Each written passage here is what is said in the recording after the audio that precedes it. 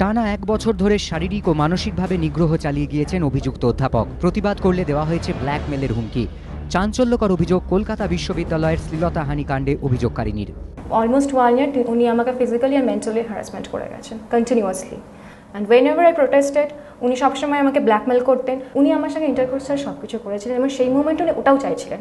সেটা আমি পারছি না, আমি পারবো না, আমার পক্ষে আর সম্ভব না। মানে একটা পাব্য তো আমাকে লাস্ট 10 মান্থ ধরে করে খাচ্ছে, এটাকে আর প্রলঙ্গিং করার কোনো মানে হয় না।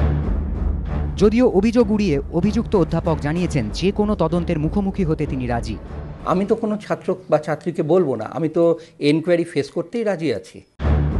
ওই ছাত্রীর আরও অভিযোগ, তাঁর ওপর চাপ বাড়াতে সোশ্যাল নেটওয়ার্কিং সাইটে গোটা ঘটনা প্রকাশ্যে এনে তার সম্মানহানি করা হচ্ছে। বিচার চেয়ে রাজ্যপালকে চিঠি লিখেছেন অভিযোগকারিনী। এই অভিযোগও অস্বীকার করেছেন অভিযুক্ত অধ্যাপক।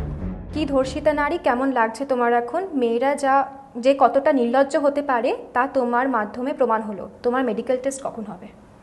You can imagine this type of language I have to tolerate all these times. আর সোশ্যাল নেটওয়ার্ক সাইট সম্পর্কে আমার কোনো ধারণাই নেই, আমি সে সম্পর্কে এই প্রথম আপনাদের কাছে শুনলাম। এবিপি আনন্দকে দেওয়া একান্ত সাক্ষাৎকারে ওই ছাত্রীর দাবি, অভিযুক্ত অধ্যাপক তাকে দিনের পর দিন ধরে অশ্লীল ইমেল পাঠিয়েছেন। প্রতিবাদ করলে নিজের ক্ষমতা বলে ক্ষতি করারও ভয় দেখাতেন।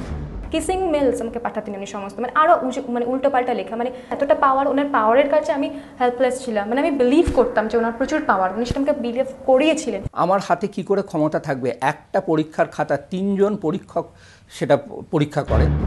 গোটা ঘটনায় যে বিশ্ববিদ্যালয়ের ভাবমূর্তি রীতিমতো ক্ষতিগ্রস্ত হচ্ছে তা মেনে নিয়েছেন কর্তৃপক্ষ। বিশ্ববিদ্যালয় হচ্ছে পঠন পাঠনের জায়গা, বিশ্ববিদ্যালয় হচ্ছে গবেষণার জায়গা। কিছু করার নেই।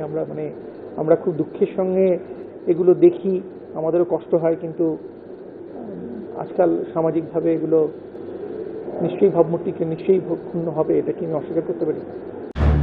সার্ধ শতবর্ষ পেরোনো কলকাতা বিশ্ববিদ্যালয়ের শ্লীলতাহানির অভিযোগ নতুন নয়, তবে প্রকাশ্যে এমন চাপানো তো নজিরবিহীন। এতে ছাত্র শিক্ষক সম্পর্কের গভীর প্রভাব পড়তে পারে বলে আশঙ্কা শিক্ষকদের। কৃষ্ণেন্দু অধিকারী, এবিপি আনন্দ, কলকাতা।